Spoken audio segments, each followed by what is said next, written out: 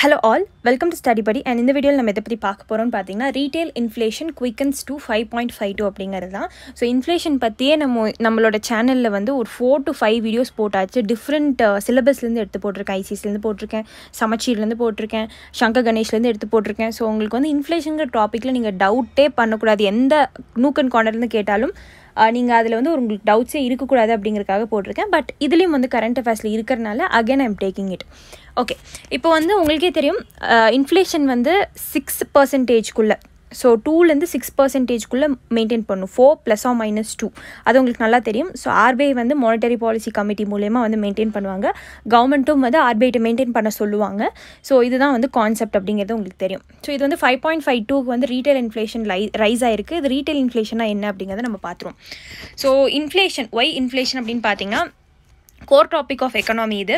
So நிறைய times வந்து past year UPSC கொஸ்டின்ஸில் கேட்டிருக்காங்க, both prelims as well as mains. So இந்த இன்ஃப்ளேஷன் அப்படிங்கிற topic it is associated with RBI as well as economic policy monetary policy கமிட்டின்னு நீங்கள் கேள்விப்பட்டிருப்பீங்க. அதை பற்றியும் நம்மளோட கோர்ஸில் கவர் பண்ணி முடிச்சிட்டேன். So previous year UPSC questions வந்து ரிலேட்டட் டு இன்ஃப்ளேஷனை பார்த்தீங்கன்னா 2015 ஒன்று 2011 ஒன்று கேட்டிருக்காங்க. ஸோ இது மட்டும் இல்லை, இது உங்களுக்கு சாம்பிள் மட்டும்தான்.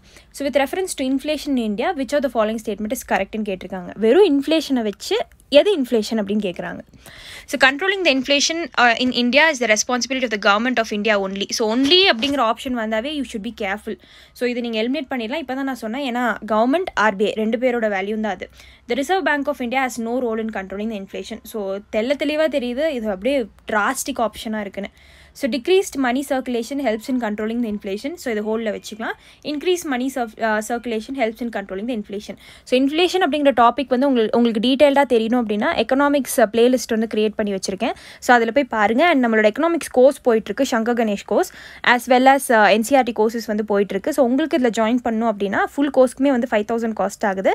அண்ட் அது இல்லாமல் நீங்கள் எனக்கு ஹை எண்ட் நான் போவேனா, நான் எக்கனாமிக்ஸோட கரண்ட் அஃபேர்ஸ் நான் படிச்சுக்கிறேன். ஆல்ரெடி நான் வந்து ஸ்டாட்டிக் எனக்கு ஓரளவுக்கு தெரியும், நான் கரண்ட் அஃபேர்ஸ் படிச்சுக்கிறேன், பட்ஜெட் வேணும், எனக்கு எக்கனாமிக் சர்வே வேணும் அப்படின்னா லைக் கோர்ஸ் போயிட்டுருக்கு. 300 rupeesக்கு கோர்ஸ் போயிட்டுருக்கு. ஸோ பேசிக்ஸ் ஆஃப் எக்கனாமிக்ஸ் எடுப்பேன். அதில் பட்ஜெட், எக்கனாமிக் சர்வே, எக்கனாமிக்ஸோட கரண்ட் அஃபேர்ஸ், ஸோ பாஸ்ட் 8 monthஸோட கரண்ட் அஃபேர்ஸ் எல்லாமே உங்கள் கையில் வந்துடும்.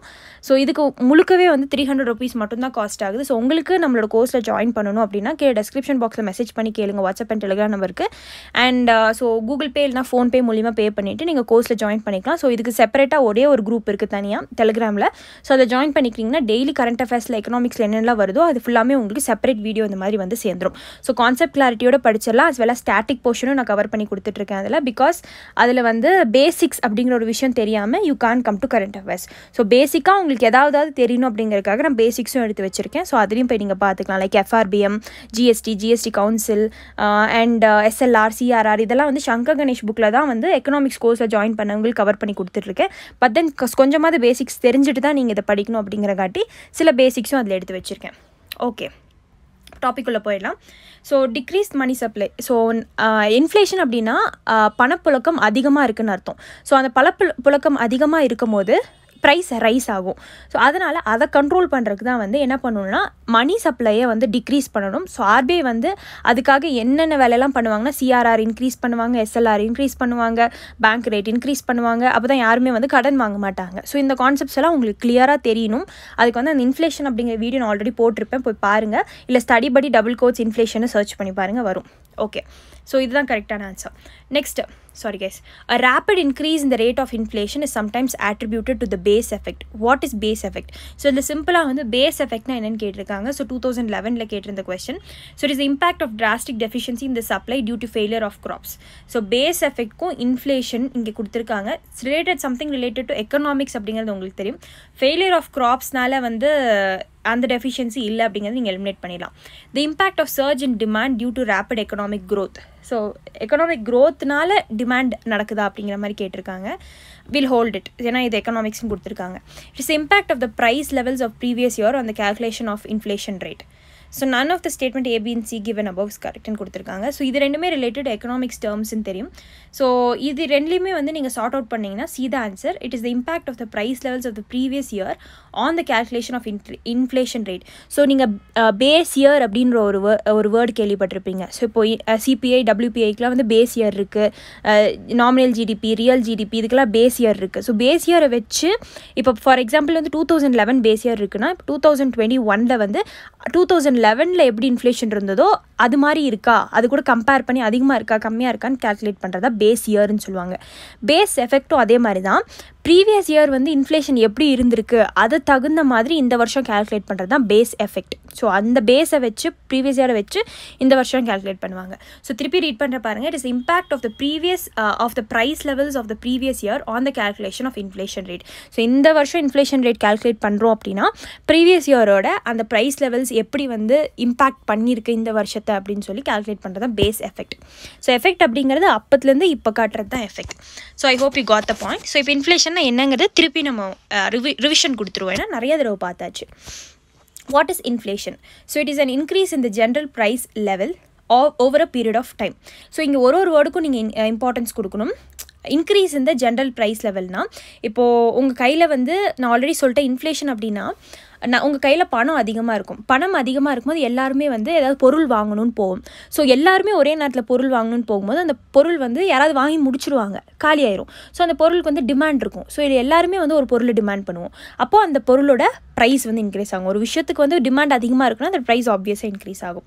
So over a period of டைம்னா ஃபார் எக்ஸாம்பிள் ஒரு 1 இயருக்கு வந்து இன்ஃப்ளேஷன் கால்குலேட் பண்ணுவாங்க அந்த மாதிரி. ஸோ அந்த மாதிரி ஒரு ஸ்பெசிஃபிக் பீரியட் ஆஃப் டைமுக்கு ஜென்ரல் ப்ரைஸ் லெவல்னால் வந்து நீங்கள் ஸ்டேட் லெவல் ப்ரைஸோ இல்லை லோக்கல் லெவல் ப்ரைஸ் இன்க்ரீஸ் ஆகுறது அர்த்தம் இல்லை. சென்டரில் யூனியன் வந்து கால்குலேட் பண்ணுவாங்க. இந்தியா முழுக்க வந்து என்ன ப்ரைஸ் வந்து ஒரு ஃபுட்டுக்கு வந்து என்ன ப்ரைஸ் இருக்குமோ, ஒரு வீட்டுக்கு ஒரு ஏதாவது ஒரு பொருள் காமனாக இருக்கிற பொருளுக்கு என்ன ப்ரைஸோ அது வந்து இந்தியா முழுக்க வந்து ரைஸ் ஆகுது அப்படின்னா that is called as inflation. So இதோட காசஸ் என்னென்னு பார்த்தீங்கன்னா ஆல்ரெடி நான் சொன்ன மாதிரி demand pull inflation, cost push inflation இருக்குது. டிமாண்ட் புல் அப்படின்னு என்னென்னு பார்த்தீங்கன்னா நான் ஆல்ரெடி இப்போ சொன்ன மாதிரி எல்லார் கையிலையும் காசு இருக்குது, எல்லாருமே ஒரு பொருளை வாங்க ஓடுறோம், அதுக்கு டிமாண்ட் இன்க்ரீஸ் ஆகுது, அதனால் ப்ரைஸ் இன்க்ரீஸ் ஆகுது. So demand in goods and services. Cost push அப்படின்னா இன்புட் ஃபேக்டர்ஸ். இப்போ நான் வந்து ஒரு கம்பெனி வச்சுருக்கேன் அப்படின்னா நான் வந்து இப்போது ஃபார் எக்ஸாம்பிள் ஒரு டெக்ஸ்டைல் கம்பெனி வச்சுருக்கேன்னு வச்சுக்கோங்களேன். எனக்கு வந்து காட்டன் வந்து வாங்கணும், என்னோட இன்புட் வந்து காட்டன். ஸோ காட்டனோட ப்ரைஸ் அதிகமாகிடுச்சுன்னு வச்சுக்கோங்களேன், நான் என்னோட துணி என்னோட டெக்ஸ்டைலோட ப்ரைஸும் நான் அதிகம் பண்ணிடுவேன். ஸோ ஒன்று வந்து இன்புட் வந்து அதிகமாகுது எனக்கு, அதனால் நானும் ப்ரைஸ் வந்து ரைஸ் பண்ணி விட்றேன். இன்னொன்று எனக்கு கம்பெனியில் வேலை செய்கிற வேலைக்காரங்க இருக்காங்க இல்லையா, வேஜ் ஓனர்ஸ், வேஜஸ் வாங்குறவங்க வந்து என்ன பண்ணுவாங்கன்னா ஓனர்கிட்ட வந்து என்ன கேட்பாங்கன்னா எங்களுக்கு வந்து இந்த காசு பத்தலை, ஸோ அதனால் நீங்கள் என்ன பண்ணுங்கன்னா எங்களுக்கு வந்து எங்கள் சேலரியை ரைஸ் பண்ணி கொடுங்கன்னு கேட்பாங்க. அப்போ ஆப்வியஸாக அவங்க சேலரி அதிகமாக கேட்கும்போது என்னோட ப்ராடக்ட்ஸையும் வந்து அதிகமான நான் விலையை வச்சு விற்கணும், ப்ராஃபிட் வச்சு விற்கணும். அப்போ தான் அவங்களுக்கு என்னால் காம்பன்சேட் பண்ணி கொடுக்க முடியும். ஸோ இது மாதிரி தான் வந்து காஸ்ட் புஷ் இன்ஃப்ளேஷன் சொல்லுவாங்க. ஸோ எந்த இடத்துல வந்து ஆரம்பிக்குதோ அது காஸ்ட் புஷ், எந்த இடத்துல முடிவில் இருக்கோ அது டிமாண்ட் புல். சரிங்களா? So causes for demand pull, causes of cost புஷ்ன்னு 2 இருக்குது. ஸோ இது உங்களுக்கு எக்ஸாமில் வந்து இது டிமாண்ட் புல்னாலையா இல்லை காஸ்ட் புஷ்னாலையா கேட்குறக்கும் வாய்ப்புகள் இருக்குது. ஸோ இதை நல்லா படிச்சுக்கோங்க. இப்போ டிமாண்ட் புல் இன்ஃப்ளேஷனுக்கு காசு என்ன அப்படின்னு பார்த்தீங்கன்னா டிமாண்ட், நான் சொன்ன மாதிரி டிமாண்ட், மக்களுக்கு இடையே டிமாண்ட் இருக்குது. ஸோ மணி சப்ளை நம்ம கையில் அதிகமாகிடுது. ஸோ மணி அதிகமாக இருக்கும்போது ஆப்வியஸாக எல்லாரும் ஒரு பொருளை தேடி ஓடுவோம்னு சொன்னேன். டெஃபிசிட் ஃபினான்சிங், இப்போ டெஃபிசிட் ஃபினான்சிங்கும் கவர்மெண்ட்டோட எக்ஸ்பெண்டிச்சரும் 2 பாயிண்ட் ஒரே மாதிரி தான். டெஃபிசிட் ஃபினான்சிங் இந்த சென்ஸ் வந்து இப்போ நம்ம கையில் காசு இருக்காது, அப்போ ஆப்வியஸாக வந்து கவர்மெண்ட் என்ன பண்ணுவாங்கன்னா ஸ்லோ டவுனில் இருக்கும்போது தான் இன்னும் நிறையா வந்து மணியை வந்து இன்ஜெக்ட் பண்ணுவாங்க எக்கனாமியில். ஸோ அப்படி இன்ஜெக்ட் பண்ணும்போது என்ன ஆகும்னு பார்த்தீங்கன்னா திடீர்னு மணி சர்ஜ் அதிகமாயிரும், மணி சப்ளை அதிகமாயிரும். ஸோ அதுதான் டிமாண்ட் புல். அப்புறம் இன்க்ரீஸ் இன் இன்கம் சேலரிஸ், ஆப்வியஸாக உங்கள் கையில் இன்கம் அதிகமாகும் போது சேலரி அதிகமாகும்போது நிறைய யூ டென் டு செலவு பண்ணுவீங்க. ரிடக்ஷன் இந்த ரேட் ஆஃப் டைரக்ட் டேக்ஸ், இப்போ டைரக்ட் டேக்ஸ், இன்கம் டேக்ஸ், அதுக்கப்புறம் வந்து கார்ப்பரேட் டேக்ஸில் கம்மி ஆகிடுச்சுன்னா ஆப்வியஸாக உங்கள் கையில் அதிக காசு இருக்கும். ஸோ அதிகமாக நீங்கள் செலவு பண்ணலாம். இன்க்ரீஸ் இன் பாப்புலேஷன் இன்க்ரீஸ் ஆகும்போது எல்லோரும் வேலை செய்வோம், எல்லாருமே வந்து அந்த எல்லார் கையிலும் காசு இருக்கணும்னு நினைப்போம். ஸோ அதுவும் வந்து it leads to demand pull inflation. Increase இந்த பிளாக் மணி, இப்போ பிளாக் மணியெல்லாம் வந்து கவர்மெண்ட்டோட அக்கௌண்ட்ஸ்லேயே இருக்காது. அப்போ எவ்வளோ காசு இருக்குன்னு தெரிஞ்சால் தான் அதுக்கு தகுந்த மாதிரி இன்ஃப்ளேஷனை கண்ட்ரோல் பண்ண முடியும். ஆர்பிஐ வந்து அந்த மணி எழுப்பாங்க, மணியை வந்து எவ்வளோ மணி இருக்குது ஒரிஜினலாக எக்கனாமியில் தெரிஞ்சால் மட்டும்தான் அவங்களால வந்து அந்த சிஆர்ஆர், எஸ்எல்ஆர், பேங்க் ரேட்டெல்லாம் வந்து கட்டுப்படுத்த முடியும். ஸோ பிளாக் மணி வந்து நம்மளோட கவர்மெண்ட் ரெக்கார்ட்ஸில் இல்லாத மணி. ஸோ அது இல்லாத ஒன்றை வந்து இன்ஃப்ளேஷனுக்கு வச்சு கேல்குலேட் பண்ண முடியாது. ஸோ அப்போவும் இன்ஃப்ளேஷன் அதிகமாகும். டிமாண்ட் புல் இன்ஃப்ளேஷன், இன்க்ரீஸ் இந்த கவர்மெண்ட் எக்ஸ்பெண்டிச்சர், காசு அதிகமாக வருது நம்மளோட எக்கனாமியில். இன்க்ரீஸ் இந்த எக்ஸ்போர்ட் இன்க்ரீஸ் ஆகும்போது நிறையா இது உள்ளே வரும், டாலர்ஸ் வந்து வரும். டாலர்ஸ் மட்டும் இல்லை, ஃபாரின் கரன்சிஸ் உள்ளே வரும். அப்போது it lead to demand pull inflation or reduction in imports வந்து நம்ம கம்மியாக பண்ணும்போது, ஸோ இம்போர்ட் நம்ம அதிகமாக பண்ணும்போது இங்கேருந்து காசு நம்ம வந்து வெளியே ருப்பீஸ் வந்து வெளியில் போகும், ருப்பீஸோ டாலர்ஸோ நம்ம கன்வெர்ட் பண்ணி. பட் நம்ம இம்போர்ட்ஸ் வந்து குறைச்சோன்னா நம்மளோட காசு நம்மளோட எக்கனாமிக்குள்ளேயே தான் சர்க்குலேட் ஆகிட்டு இருக்கு. So that will also lead to demand pull inflation. So causes of cost push inflation பார்த்தீங்கன்னா இன்க்ரீஸ் இந்த ப்ரைஸஸ் ஆஃப் த இன்புட். நான் ஆல்ரெடி சொன்னேன், என்னோட காட்டன் வந்து ப்ரைஸ் அதிகமாகுது, அதனால் என்னோட ஃபைனல் டெக்ஸ்டைல் ப்ராடக்ட்டோட ப்ரைஸும் அதிகமாகிடுது. இன்டைரக்ட் டாக்ஸஸ் அதிகமாகும் போது, இப்போ ஜிஎஸ்டி வந்து அதிகமாகும் போது நான் தான் கம்பெனி ஓனர்னா நான் அதிகமான டேக்ஸ் நான் பே பண்ணணும். அதுக்கு நான் என்ன பண்ணுவேன் அப்படின்னு பார்த்தீங்கன்னா, என்னோட ஃபைனல் ப்ராடக்ட்டோட ப்ரைஸை இன்க்ரீஸ் பண்ணிடுவேன். ஸோ அதை நான் அப்படி நடக்கும். ரிடக்ஷன் இன் சப்சிடிஸ், இப்போ கவர்மெண்ட் வந்து எலக்ட்ரிசிட்டி, ஃபர்டிலைசர் சப்சிடி எல்லாம் கொடுக்கல அப்படின்னா ஃபைனல் ப்ராடக்ட்டோட காஸ்ட்டை நான் எனிவேஸ் இன்க்ரீஸ் பண்ணிடுவேன். அண்ட் ரிடக்ஷன் இன் அவுட்புட்னு பார்த்தீங்கன்னா, எனக்கு அவுட்புட் பெருசாக இல்லை அப்படின்னா நான் வச்சிருக்கிற கொஞ்சம் ப்ராடக்ட்ஸை வச்சு அதோட ரேட் அதிகம் பண்ணிடுவேன். ஹோர்டிங் அண்ட் ஸ்பெகுலேஷன்ஸ், ஹோர்டிங்னா வந்து பொருட்களை வந்து பதுக்கி வச்சிருக்கிறது. ஸோ ப்ரைஸ் வந்து அதுக்கு அதிகமாகுதா, டிமாண்ட் அதிகமாகுதான்னு பார்த்து வெளியில் விடுறது. ஸோ நெக்ஸ்ட் வந்து டிஃபெக்டிவ் சப்ளை செயின். ஸோ நடுவில் வந்து இப்போ டிரான்ஸ்போர்ட்டேஷன் கட் ஆகிடுச்சு அப்படின்னா ஒரு ஃபீல்டுலேருந்து ஒரு ப்ராடக்ட்ஸை வந்து அக்ரிகல்ச்சர் ப்ராடக்ட்ஸை மார்க்கெட்டுக்கு எடுத்துகிட்டு வர முடியல, அதோட காஸ்ட் அதிகமாயிரும். Increase in prices of imported commodity. So import பண்ணுற ஒரு பொருள் அப்படின்னா அந்த பொருளோட இன்புட் காஸ்ட் அதிகமாக இருக்கும் ஆப்வியஸாக. அப்போ அதிகமாக வந்து விற்கும் போது ஒரு ப்ராஃபிட் அதிகமாக வச்சு தான் விற்போம். Depreciation of currency. ஸோ நம்ம கரன்சி வந்து நம்ம ருப்பி வந்து டெப்ரிஷியேட் ஆகுது அப்படின்னாலும் நம்மளுக்கு வந்து இன்ஃப்ளேஷன் ஆகும். ஸோ இந்த பாயிண்ட் ஞாபகம் வச்சுக்கோங்க. லாஸ்ட் பாயிண்ட் ரொம்ப முக்கியம். நம்ம கரன்சி வந்து டெப்ரிஷியேட் ஆகுது. இப்போ நம்ம ஃபாரின் ஃபார் எக்ஸாம்பிள் என்ன சொல்லலாம்னு பார்த்தீங்கன்னா, இப்போ $1 இஸ் ஈக்குவல் டு 70 rupeesன்னு வச்சுக்கோங்களேன். இப்போ நாளைக்கு வந்து $1 ஈக்குவல் டு 80 rupees ஆகுது அப்படின்னா நம்ம வந்து அதிகமான காசு கொடுத்து வெளியிலேருந்து ஒரு ப்ராடக்ட்டை வாங்குற மாதிரி இருக்கும். ஸோ அதிகமான காசு நம்ம கையில் இருக்கணும், தேவைப்படும். ஸோ அதனால் இங்கே அதிகமான ப்ராஃபிட்டை வச்சு விற்கிறது, நிறைய காசு கையில் வர மாதிரி பார்ப்போம். So that will also lead to inflation. So depreciation of currency will also lead to inflation அப்படிங்கிறது ஞாபகம் வச்சுக்கோங்க. ஸோ இந்த இன்ஃப்ளேஷன் பற்றி படிக்கும்போது சிபிஐ டபிள்யூபிஐ பற்றி படிக்கணும். ஸோ சிபிஐ டபிள்யூபிஐ நிறைய தடவை நான் எடுத்துட்டேன். லாஸ்ட் இயர் யூபிஎஸ்சி கொஸ்டின் கூட அதுவும். ஸோ அது வந்து 2019 நான் கொஸ்டின் போஸ்ட் பண்ணியிருந்தேன். அப்படியே எக்ஸாக்டாக சேம் 3 ஆப்ஷன்ஸ் கேட்டிருந்தாங்க. 3 ஆப்ஷன்ஸுமே வந்து நம்மளோட வீடியோலேருந்து தான் வந்துச்சு. So hope this time also they lost. ஏன்னா வந்து சிபிஐயோட பேஸ் இயர் சேஞ்ச் பண்ணியிருக்காங்க. ஸோ அதுவும் நான் எடுத்துகிட்டேன். நம்ம கரண்ட் அஃபேர்ஸில் எந்த பேஸ் இயர் சேஞ்ச் பண்ணியிருக்காங்க அப்படிங்கிறத. ஸோ கோர்ஸில் ஜாயின் பண்ணவங்க திருப்பி அந்த வீடியோ போய் ரீவிசிட் பண்ணி பாருங்கள். So it is retail inflation. So retail அப்படின்னா கன்சியூமர் பாயிண்ட் ஆஃப் வியூலேருந்து பார்க்குறது. ஸோ கன்சியூமர் அப்படின்னு இருக்குது பார்த்தீங்களா, price paid by the final consumer. So நம்ம எவ்வளோ காசு கொடுத்து ஒரு பொருளை வாங்குகிறோம் அதை பொறுத்து தான் வந்து சிபிஐ கேல்குலேட் பண்ணுவாங்க. ஸோ சிபிஐ எப்படி கேல்குலேட் பண்ணுவாங்கன்னா, ஹோல்சேல் ப்ரைஸ். இப்போ ஒருத்தர் வந்து ஒரு ஹோல்சேல் கடை வச்சுருக்காரு அப்படின்னா அந்த ஹோல்சேல் கடையிலேருந்து இங்கே மார்க்கெட்டில் இருக்கிறவங்க என்ன பண்ணுவாங்கன்னா போய் வாங்கிட்டு வருவாங்க. அந்த ப்ராடக்ட் 50 ரூபான்னு வச்சுக்கோங்களேன். டிரான்ஸ்போர்ட்டேஷன் காஸ்ட் வந்து ஒரு 10 ரூபா ஆகுது. அப்போ வந்து 60 ரூபா. ரீட்டைலர்ஸ் மார்ஜின்னா ரீட்டைலர் ஒரு ப்ராஃபிட். ஸோ இவர் வந்து இன்னொரு 10 ரூபா சேர்த்து விற்கிறாரு. ஸோ 50 ரூபா ப்ளஸ் 10 ரூபா 60 ரூபா ப்ளஸ் இன்னொரு 10 ரூபா 70 ரூபா. ஸோ ரீட்டைல் ப்ரைஸ் வந்து நம்ம கையில் வந்து சேர்றது 70 ரூபாய்க்கு வந்து விற்கிறாங்க. ஸோ அதுதான் consumer price index. And next wholesale price index வந்து இந்த லெவல்லே கேல்குலேட் பண்ணிடுவாங்க.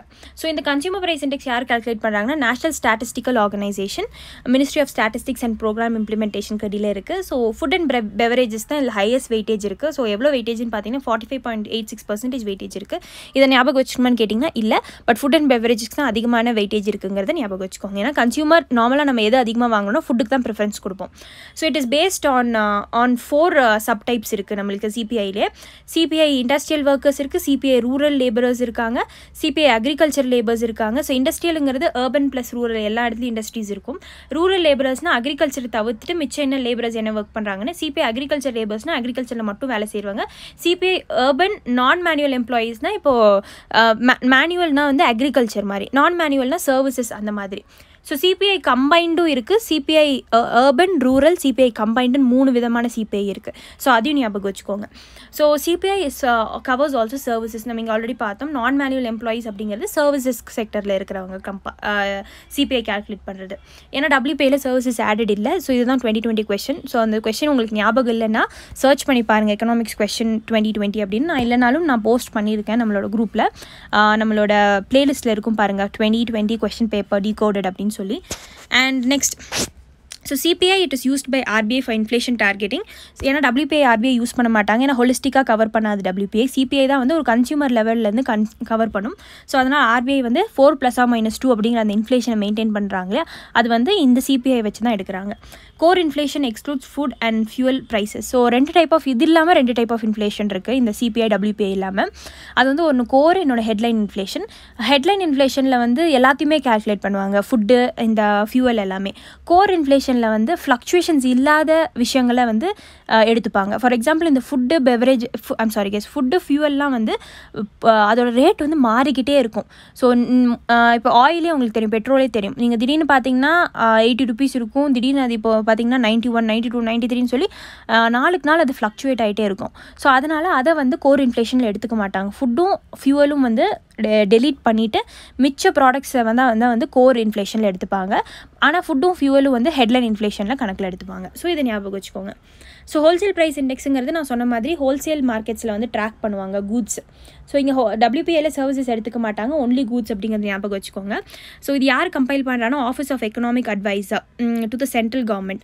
So different items are weightage. So அங்கே எப்படி ஃபுட் அண்ட் பெவரேஜ்க்கு அதிக வெயிட்டேஜோ இங்கேயும் வந்து 3 சப்ஹெட்டிங்கில் பிரிச்சிருக்காங்க ஹோல்சேல் ப்ரைஸ் இண்டெக்ஸை. Primary articles, fuel and power, manufactured கூட்ஸ்ன்னு சொல்லி.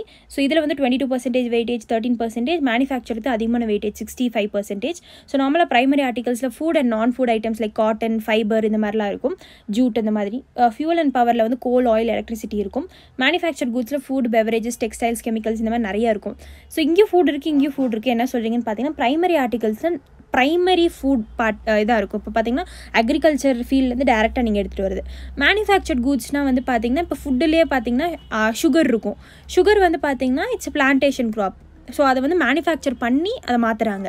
ஸோ இதுக்கு தான் இந்த ஃபுட்டுக்கும் டிஃப்ரென்ஸ். ஸோ இதில் அதிகமான வெயிட்டேஜ் மேனுஃபேக்சர்ட் கூட்ஸ்க்கு ஞாபகம் வச்சுக்கோங்க. As transport cost is not a concern. ஏன்னா ஹோல்சேல் ப்ரைஸ் இண்டெக்ஸில் வந்து டிரான்ஸ்போர்ட் காஸ்ட் எடுத்துக்க மாட்டாங்க. பட் WPIயில் தான் சிபிஐயில் தான் டிரான்ஸ்போர்ட் காஸ்ட் எடுத்துப்பாங்க. ஹோல்சேலுங்கிறது எந்த இடத்துல செய்கிறாங்களோ அதுதான் wholesale.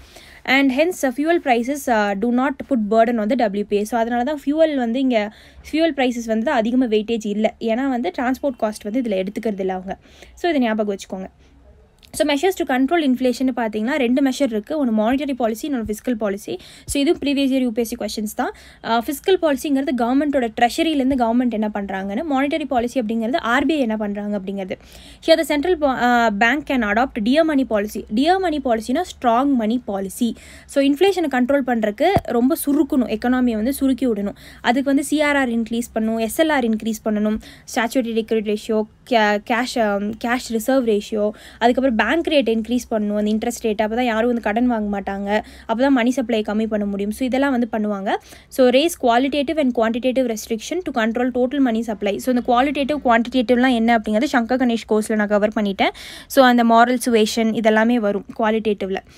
Next monetary policy committee is responsible to take this decision in this regard. So MPC committee இருக்காங்க. MPC கமிட்டியில் 6 மெம்பர்ஸ் இருப்பாங்க. இது previous year UPSC question MPC committee. So அதில் வந்து RBI கவர்னர் தான் வந்து ஹெட்டாக இருப்பார். And 3 members will be from the RBI, 3 members will be from the government. So இந்த கமிட்டி வந்து தே ஷுட் பி ரெஸ்பான்சிபிள். ஏன் வந்து இன்ஃப்ளேஷனை கண்ட்ரோல் பண்ண முடியலன்னு சென்ட்ரல் கவர்மெண்ட்டுக்கு ஒரு ஸ்டேட்மெண்ட் எழுதி கொடுக்கணும். எப்போ கண்ட்ரோல் பண்ணுவோம், 6% மேலே போயிடுச்சுன்னா எப்போ கண்ட்ரோல் பண்ணுவோம்னு சொல்லியும் எழுதணும். ஃபிஸ்கல் பாலிசிங்கிறது இட் இன்க்ளூட்ஸ் இந்த ரிடக்ஷன். இந்த கவர்மெண்ட்டோட எக்ஸ்பெண்டிச்சர் குறைச்சிருவாங்க. நம்ம ஆல்ரெடி பார்த்தோம், எக்ஸ்பெண்டிச்சர் அதிகமாக பண்ணும்போது மணி சப்ளை அதிகமாகும் நம்மளோட எக்கனாமியில். And increase in taxes. So taxes வந்து இன்க்ரீஸ் பண்ணும்போது நம்ம கையில் வந்து மணி சப்ளை கம்மியாயிடும். Adopt surplus budget. சர்ப்ளஸ் பட்ஜெட்னா வந்து கவர்மெண்ட் வந்து எக்ஸ்பெண்டிச்சரை கம்மி பண்ணிவிட்டு கவர்மெண்ட்டுக்கு ரெவன்யூ அதிகம் வர மாதிரி, கவர்மெண்ட் கையில் காசு வர மாதிரி பண்ணுவாங்க. போஸ்ட்பான்மெண்ட் ஆஃப் பப்ளிக் டெப்ட் ரீபேமெண்ட். ஸோ பப்ளிக் டெப்ட் ரீபேமெண்ட்னா வந்து பார்த்தீங்கன்னா இப்போ நம்ம நேஷனல் ஸ்மால் சேவிங்ஸ் ஃபண்டில் போட்டு வச்சுருக்கோம், ப்ராவிடென்ட் ஃபண்டில் இருக்கும். ஸோ அதை வந்து நம்ம இப்போ தர மாட்டோம், நம்ம இன்னொரு நாங்கள் 6 மாதம் 1 வருஷம் கழிச்சு தருவோம் அப்படிங்கிற மாதிரி சொல்கிறது. ஸோ இதுதான் பப்ளிக் டெப்ட் ரீபேமெண்ட். சரிங்களா? ஸோ இதுதான் வந்து measures to control inflation. So is inflation all பேடான்னு கேட்டிங்கன்னா இதுக்கு செப்பரேட்டாக நான் ஒரு வீடியோ போட்டிருக்கேன்.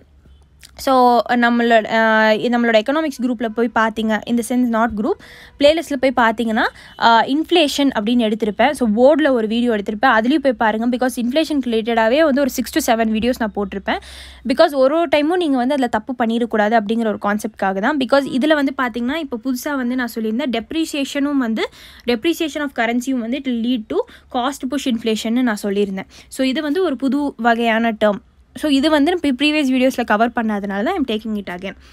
ஓகே, ஸோ இந்த ஆர்டிக்கலில் ஸ்பெசிஃபிக்காக அது கொடுத்துருக்காங்க. So inflation is bad or not அப்படின்னு பார்த்தீங்கன்னா அந்த சிட்ரஸ் பேரிபஸ் பற்றி நான் சொல்லியிருப்பேன். அது வந்து அந்த வீடியோவில் நான் கிளியராக எக்ஸ்பிளைன் பண்ணியிருப்பேன், போய் பாருங்கள். கிடைக்கலன்னா வந்து மெசேஜ் பண்ணி கேளுங்க, I will send you the video. Firstly அப்படின்னு பார்த்தீங்கன்னா inflation benefits the borrower class and they would benefit from the depreciation on their borrowing. So இதுவும் நான் கிளியராக எக்ஸ்பிளைன் பண்ணியிருக்கேன். என்ன அப்படின்னு பார்த்தீங்கன்னா ப்ரீவியஸ் இயர் யூபிஎஸ்சி கொஸ்டினில் இப்போ நான் வந்து கடன் வாங்குறேன்னு வச்சுக்கோங்களேன் பேங்க்கில். இப்போ பேங்க்கில் வந்து நான் கடன் வாங்குறேன் அப்படின்னா ஃபார் எக்ஸாம்பிள் நான் வந்து 2% 3% கடன் வாங்கிட்டுருக்கேன், ஓகேங்களா. அப்போது இன்ஃப்ளேஷன் வந்து கட்டுப்பாட்டில் வச்சுருந்தாங்க. ஃபார் எக்ஸாம்பிள் இன்ஃப்ளேஷன் வந்து ஒரு 3% 2% பக்கம் கட்டுப்பாட்டில் வச்சுருந்தாங்கன்னு வச்சுக்கோங்களேன். நெக்ஸ்ட் என்ன அப்படின்னு பார்த்தீங்கன்னா நான் கடன் வாங்கி முடிச்சக்கப்புறம் இன்ஃப்ளேஷன் ஆகுது எக்கனாமியில். இன்ஃப்ளேஷன் வந்து ஒரு 6% கிட்ட போயிடுது அப்படின்னா என்னோடய ரேட்டை விட, நான் வாங்கின இன்ட்ரெஸ்ட் ரேட்டை விட இன்ஃப்ளேஷனோட ரேட் அதிகமாக இருக்குது. அப்போ நான் என்ன ஆகுன்னு பார்த்தீங்கன்னா பணப்புழக்கம் என் கையில் அதிகமாக இருக்கும், ஏன்னா இன்ஃப்ளேஷனில் இருக்கேன். அப்போது என் பணப்புழக்கம் அதிகமாக இருக்குன்னா நான் ஈஸியாக வந்து பேங்க்கிட்ட வந்து பே பண்ணிடலாம், ஸோ சீக்கிரம் பே பண்ணிடலாம். ஸோ அதனால் பாரோவருக்கு தான் இந்த பெனிஃபிட்டு. இன்ஃப்ளேஷன் வந்தால் டெப்டருக்கு வந்து லைக் பாரோவருக்கு தான் பெனிஃபிட்டு. யார் கடன் கொடுத்துருக்காங்களோ லெண்டருக்கு வந்து இட் இஸ் அவருக்கு பெனிஃபிட் கிடையாது. ஸோ இந்த கான்செப்ட் ஞாபகம் வச்சுக்கோங்க. அதே டீஃப்ளேஷனில் இதே ஆப்போசிட்டாக இருக்கும். ஸோ இது மேங்கோவை வச்சு ஒரு எக்ஸாம்பிள் நான் கொடுத்துருப்பேன், அதை போய் சர்ச் பண்ணி பாருங்கள். நம்ம எக்கனாமிக்ஸ் ஃபுல் வீடியோவும் அல்லாசி பாருங்கள். ஸோ அதில் கிளியராக ஒரு மேங்கோவை வச்சு எப்படி இது பெனிஃபிட் ஆகும் அப்படிங்கிற மாதிரி நான் சொல்லியிருப்பேன். ஸோ ஏன்னா அந்த எக்ஸாம்பிள்ஸ்லாம் பார்த்தீங்கன்னா தான் இன்னும் உங்களுக்கு இது கிளியராக புரியும். பட் கான்செப்ஷுவல் வைஸ் நீங்கள் என்ன ஞாபகம் வச்சுக்கணுன்னா ஒரு கடன் கொடுக்குறாங்க ஒருத்தவங்க, கடன் வாங்குறாங்க ஒருத்தவங்க. இன்ஃப்ளேஷன் அப்போ யார் பெனிஃபிட் ஆவாங்கன்னா இந்த கடன் வாங்கினவன் தான் பெனிஃபிட் ஆவான், கடன் கொடுத்தவன் வந்து he will not get benefited. So இது ஞாபகம் வச்சுக்கோங்க. செகண்ட்லி ஃபிலிப்ஸ் கர்வ் பற்றி நீங்கள் ஞாபகம் வச்சுக்கணும். ஸோ ஃபிலிப்ஸ் கர்வ் இந்த லேஃபர் கர்வ்லாம் வந்து நிறைய பேர் மறந்துடுவீங்க. ஸோ சங்கர் கணேஷ் புக்கை பப்ளிக் ஃபினான்சஸில் வந்து பார்ட் 5 வீடியோ நான் போட்டிருக்கேன். ஸோ கோர்ஸில் ஜாயின் பண்ணவங்களுக்கு அதில் லேஃபர் கர்வ் பற்றி நான் எக்ஸ்பிளைன் பண்ணியிருப்பேன். ஸோ அது உங்களுக்கு ஞாபகம் இருக்குன்னா கீழே கமெண்ட் பாக்ஸில் மென்ஷன் பண்ணுங்கள். இன்கேஸ் யாராவது கோர்ஸ் வந்து கோர்ஸ் பார்த்துருந்தீங்க, இல்லை ஆல்ரெடி நான் லேஃபர் கர்வ் பற்றி செப்பரேட்டாக ஒரு வீடியோ போட்டிருக்கேன், லேஃபர் கர்வ் ஃபிலிப்ஸ் கர்வ் பற்றி எல்லாம். ஸோ உங்களுக்கு அது தெரியும் அப்படின்னாலும் நீங்கள் you can post it here. Okay, so இதில் என்ன சொல்லியிருக்காங்கன்னு பார்த்தீங்கன்னா ஃபிலிப்ஸ் கர்வ் எப்படி ஞாபகம் வச்சுக்கணுன்னா P for producer, I for inflation ஞாபகம் வச்சுக்கோங்க. So as per Phillips curve, high inflation benefits the producer and encourages him to demand more labor. Therefore, inflation brings employment opportunities. இப்போ Philips கர்வில் என்ன சொல்கிறாங்கன்னா inflation வந்து அதிகமாக இருக்கும் போது ப்ரொடியூசருக்கு தான் வந்து அது பெனிஃபிட். ஸோ ப்ரொடியூசர் வந்து பெனிஃபிட் ஆவான். ஸோ ப்ரொடியூசர் பெனிஃபிட் ஆகும்போது அவனுக்கு நிறையா லேபரர்ஸ் தேவைப்படும், நிறையா அவன் கையில் காசு இருக்கும், நிறையா வந்து பொருளை வந்து ப்ரொடியூஸ் பண்ணணும்னு நினைப்பான். ஏன்னா டிமாண்ட் புல் இன்ஃப்ளேஷன்லாம் இருக்குது இல்லையா, அதிகமான டிமாண்ட் இருக்குது ப்ராடக்ட்க்கு. ஸோ நிறைய நம்ம தயாரிக்கணும், நிறைய நம்ம தயாரித்து மார்க்கெட்டில் கொடுக்கணும்னு அவன் நினைப்பான். அப்போ வந்து என்ன பண்ணுவான் அப்படின்னு பார்த்தீங்கன்னா இன்னும் லேபரர்ஸ் தேவைப்படும் நிறையா வந்து கூட்ஸ் தயாரிக்கிறதுக்காக. ஸோ நிறைய லேபரர்ஸ் தேவைப்படுறதுனால நிறைய பேர் வந்து கம்பெனியில் ஒர்க் பண்ணி வருவாங்க. அப்போ எம்ப்ளாய்மெண்ட் வந்து அதிகமாகும். ஸோ ஃபிலிப்ஸ் கர்வில் நீங்கள் என்ன ஞாபகம் வச்சுக்கணுன்னா இன்ஃப்ளேஷன் அதிகமாக இருக்கும் போது அன்எம்ப்ளாய்மெண்ட் கம்மியாகும், அன்எம்ப்ளாய்மெண்ட் ரேட் வந்து பாருங்கள் அப்படி குறையுது.